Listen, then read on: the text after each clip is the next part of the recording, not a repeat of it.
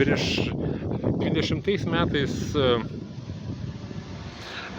kainas reguliavo valstybė, energetikos kainas, tarkim, buvo tokia energetinių kainų reguliavimo komisija ir kiek aš atsimenu, ten kilovatvalandė kainuodavo ar tai 12 ar 8 centai, dabar tiksliai nepamenu, dabar nekainuoja 30, tarkim, tai sako, kad čia tiesiai nepriklausomas tiekėjas.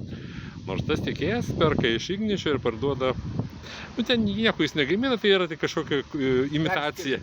Jis turi stalą ir turi kažkokį kompiuterį ir ten perrašo tas sąskaitas, tik tai prideda savo ten tą pelną, savo maržą, tarkim, tai sudaroma, kad neva konkurencija. O trečdalis akcijų Igničio yra parduota ten išplatinant akcijų paketą ir vėl už tas akcijas sumokėjo Skvernelio, Karbauskio dėka. Taip. Su visų Seimu kartu. Ir už tas akcijas, kokia yra dabar sudaryta sistema, kad tarkim už tas akcijas ten pirko visokie Svetbankai, ten visokie Sebai ir visa kita, tarkim, nes jie pamatė labai gerą investiciją, tarkim, jie perka tas akcijas, tada pakeičia visą valdymo formą, tos įmonės struktūrą ir sako, mūsų pelnas yra plėšti dabar žmonės. Ta prasme, kad valstybės paskirtis yra ne rūpinti žmonėm, bet juos plėšti, tarkim. Ir tai yra deklaruojama viešai, kad išmokėti ant $500 milijardo dividendų, Ignitis sumoka ta apiplėštų žmonių sąskaitą, tarkim. Ir tada valstybė sako, va, žiūrėkit, mes čia padalinsim ten tos dividendus dabar jums, kokie mes geradariai, tarkim, ne? Ką daryti su tokia nesąmonė? Nacionalizuoti. Pirmiausia, nacionalizuoti. Tai reikštų, kad grąžinti už tas... Lietuvos žmonėm, nes Lietuvos valstybė atstovauja Lietuvos žmonės. Tai nacionalizuoti. Sumokėti tinkamą kainą už jų tą turtą, kurį įsigijo. Tai, kurį mes įvertinsim gerai rinkos kainomis, bet monopolinės rinkos kainomis yra sunkokai įvertinti, tai čia galima irgi pažaisti, o kiek mes jums sugrąžinsime pinigų už šitą. Atskiras ekonominis žaidimas.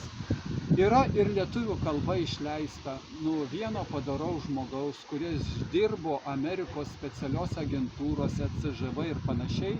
Ir jo knyga, jisai ją pavadino Ekonominio smogiko išpažintis, kur jisai susako, kokios yra metodikos, kaip reikia šalį paimti į savo šalies ekonomiką, paimti į savo valdžią. Tai viena iš sudėtinių dalių yra vandentiekis, kanalizacija, elektra, ten, kur monopolinės institucijos, jas pasiimti į savo rankas ir tada pradžiai galima pažadėti, kainą sumažinsim. Pradžiai galima pažadėti, ko tik nori. Ir kaip paėmus į savo rankas, kainas pakelti tiek, kad visi žmonės bus jų vergai, nes bus priversti mokėti, nes antro elektros laido iki jūsų namų nieks neatves. Ir šitas mechanizmas Lietuvoje irgi įgyvendinamas, kadangi kapitalizmo principas sako, plėšk kiek gali. 10 kartų padidink kainą ir jeigu yra mokančių žmonių, tai jeigu negali sumokėti, pabandysim priversti sumokėti, bet pasiimsim tą viršpelnį. Tai visose monopolinėse rinkose žmonės tiesiogiai apgavo. Sako, mums reikia dujų vamzdį ir elektros gamybą atskirti, elektros laidus nuo elektrinių atskirti, nes čia ES reikalavimai. Privalome atskirti, skaidyti, nes potekstė, taigi tada kaina sumažėja. Gavome visiškai priešingai. Ne, ten buvo kita legenda sukurta, kad statysim atominę, tarkim, kad statysim atominę, dėl to sukūrė Levą, o tai ten rytų skirtumai vakarų. Principas tas pats. Nuplėšk iš neturinčių galimybės apsiginti. Ne, bet pati forma, kokia sugalvota legenda graži. Statysim atominę, legenda būtinai reikalinga. Nes su legenda apgaunam, užliuliuojam žmonės, tai darom mūsų laimiai, mūsų geroviai. Tai ir Biblijoje pasakyta, iš vaisių pažinsime jūs.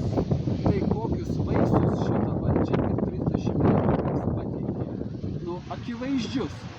Galima užsimerkti ir vis tiek sakyti, o man yra gerai.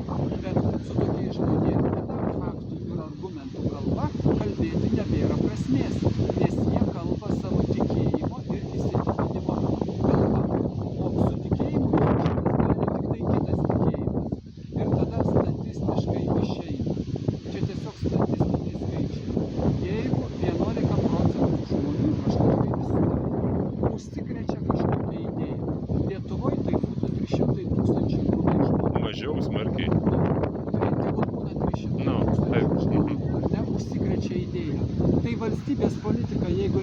šitą pusę, tik tai 11% visuomenės gali pasikeisti, kad einam į šitą pusę. Tai Eduardo Vaitkaus sąrašo uždavinys ir yra tą tikėjimą ir paskleisti. Mes galim pakeisti, nes toj atrodo beviltiškoj sferoj, kurią mes esam vedami. Galime viską pakeisti. Ir nuo mūsų tik tai ir priklauso, jeigu mes patikėsime, kad gali būti ir padori valdžia, kurios mes neturėjom niekada Lietuvoje. Nes visi mus pardavinėjo.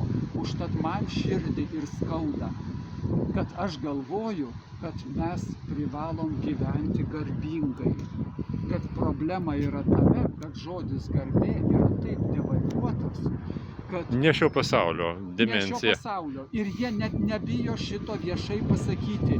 Ir tada sekanti problema. Šita dezorientacija nueina apačioj iki žmonių. Ir tada jie irgi, taigi normalu yra plėšti, apgauti. Ir tada visas visuomenės moralė irgi slenka žemyn. O be moralės mes kaip tauta privalome ir kaip valstybė privalome žūti. Jeigu mes nesuvoksime bendro reikalo, ne asmeninio, o bendro visos valstybės, visos šalies. Ir čia pavyzdys tik tai per tas energetinės struktūras. Man visat klausimas dar su mokesčiais.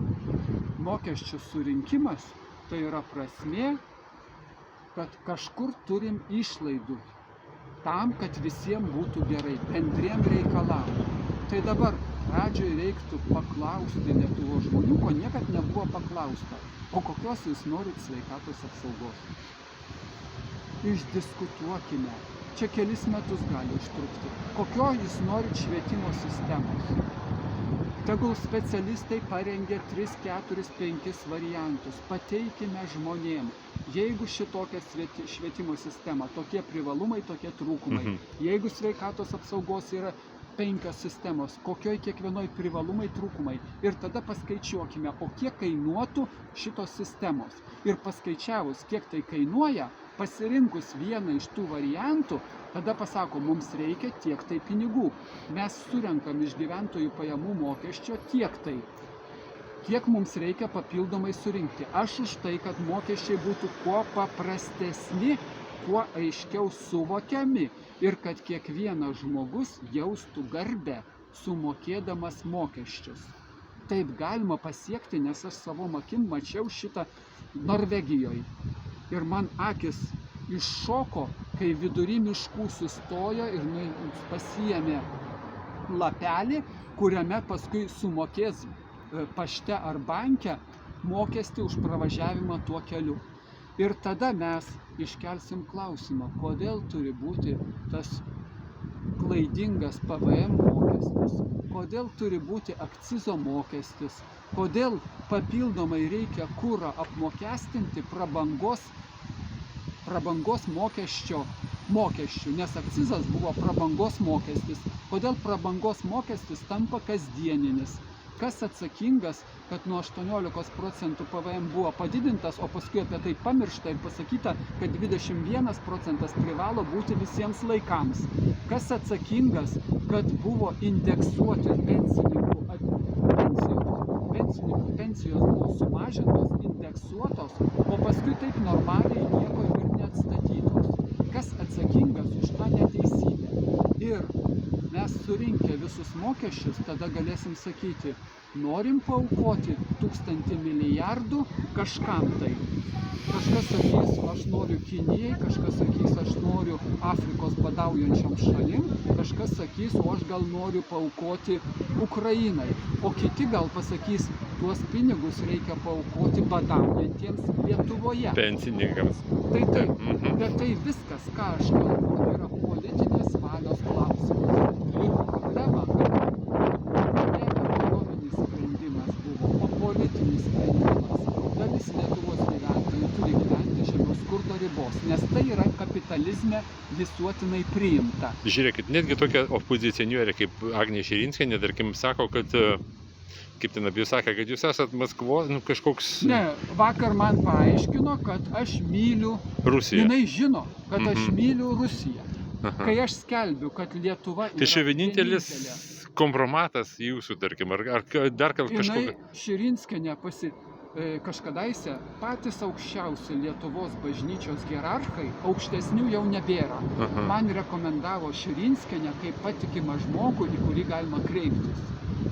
Tai jinai užsitikrinus tokią Lietuvos vyskupų ir kardinolų išmintį, jinai įlindo man į smegenis ir kai aš prezidentinės kampanijos metu rašiau tekstus, kad be Lietuvos mes esame niekas, Lietuva suteikia mūsų gyvenimui prasmę, mano asmeniškai tai tikrai Širinskienė šito žodžio supranta, kad aš myliu Rusiją. Aha. Tai aš galiu tik tai atsakyti Širinskienei, ačiū, kad jūs kalbate, ačiū, kad jūs parodote savo mąstymą, o kadangi iš medicinos sferos aš esu, tai šizofrenija tai yra mąstymo, emocijų ir suvokimo sutrikimas, suskilimas. Tai jūsų mąstymo suskilimas man yra akivaizdus, bet aš kadangi ne psichiatras, tai diagnozės nenustatinėsiu. Ir tokie žmonės valdžioje yra pavojingi mums visiems.